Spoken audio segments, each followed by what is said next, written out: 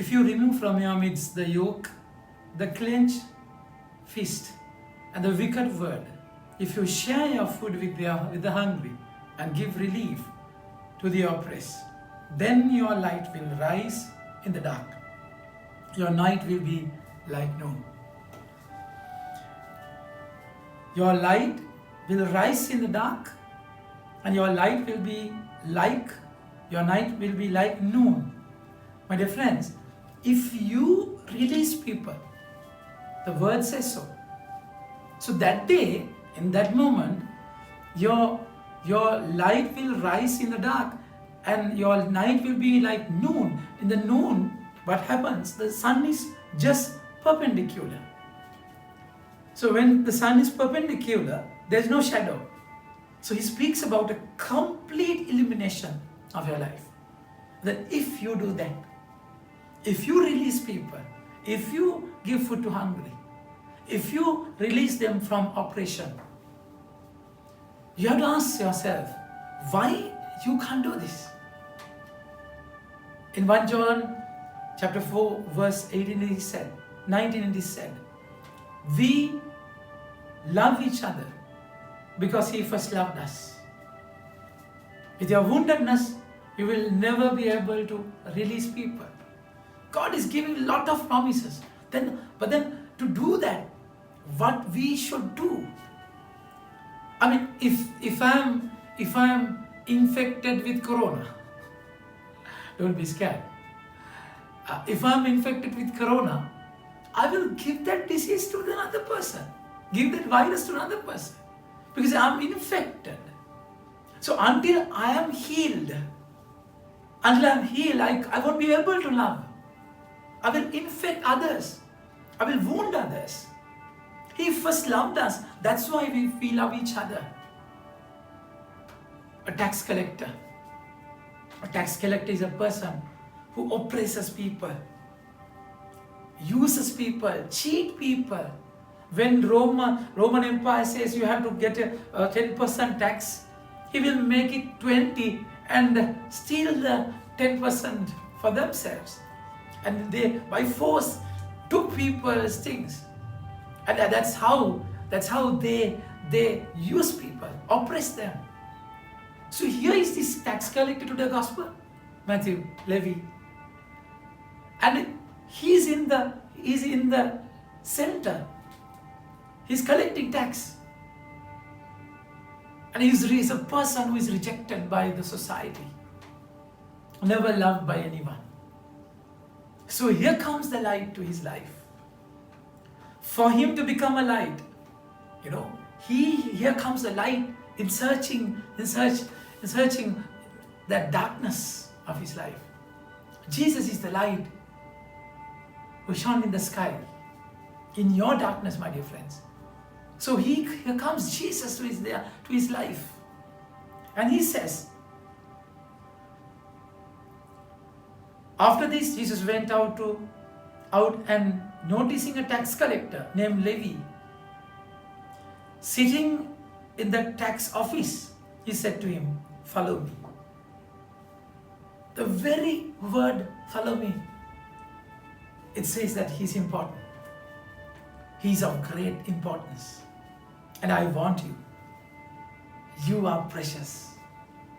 My dear friends, the one who uses people, oppress people, cheat people, rob people things, took things by force, immediately, so Levi, leaving everything, got up and followed Jesus. What happened to him? To rob, steal, oppress, force people, that inner drive was healed completely. That's how he was completely healed. And he left everything and followed the Lord. My dear friends, in leaving everything, he became Saint Matthew, no? How he became the light? By writing the gospel, his life became a good news. And he was persecuted for Jesus. How? Because he was filled with the love of God. We are a wounded nation. We are wounded people. We are sick, my dear friends. Sick mentally, physically, psychologically. And we need that doctor to remedy our problem, to heal our sickness, to cure our wound. That's why Jesus coming to his life, because he doesn't have anything to give. He's completely done. Jesus came to his life, and Jesus invited him. And what happened? Levi gave a great feast for Jesus. And many tax collectors came to his house and took their places at the table with the other people. So that's how Jesus loved them, loved everyone, loved their weakness, loved their brokenness, loved their wound, festering, stinking problem. Because only with love he could heal them. He first loved us, that's why we love each other. So all the people who met Jesus, they began to love each other. That's how in loving, their lives became light. They experienced the true light in their lives. So that's why the Lord is saying. But Jesus spoke up. Healthy people doesn't need a doctor, but sick people do.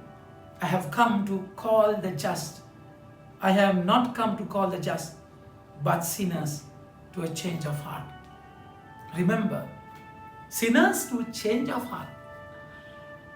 If you stay in the state of sin, you're doomed. So you have to have that change of heart. So sickness is not a blessing if you don't meet him. But then if it is the reason for you to meet the Lord, definitely it's going to be a blessing. Blessing in disguise. That's how when a patient goes and meet the doctor, he has to reveal the whole truth of himself without hiding anything. The moment you hide, the medicines won't be right. That's exactly what we should do. Open ourselves completely in these 40 days. The desert, open our wounds without covering anything. Tell about your problem.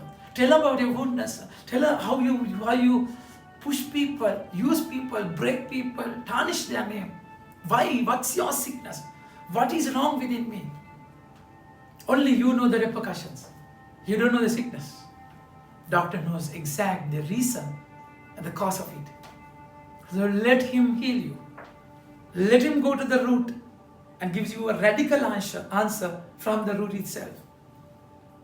Then the Lord is saying, he will strengthen your bones. He will make you as a watered garden, like a spring of water whose waters never fail. Your ancient ruins will be rebuilt. The age-old foundations will be raised. The moment that light comes to your life, the moment you decide to love each other, the moment you decide to open yourself to up, the moment you decide to listen to his word and leave your table and have that change of heart, listening to the word, the place where you cheat people, rob people, the place where you sinned, the moment you have that shub metanoia, it is going to be the light in your life, my dear friends. If you honor it by not going your own way, not doing as you please, and not speaking with malice, then you will find happiness in Yahweh. Over the heights you will ride triumphantly and feast joyfully on the inheritance of your father Jacob. The mouth of Yahweh has spoken. So this is your calling. Tell him everything. He is your doctor. And be healed to heal the world. We are all wounded healers. Get the strength of the Father to do the mission. Amen.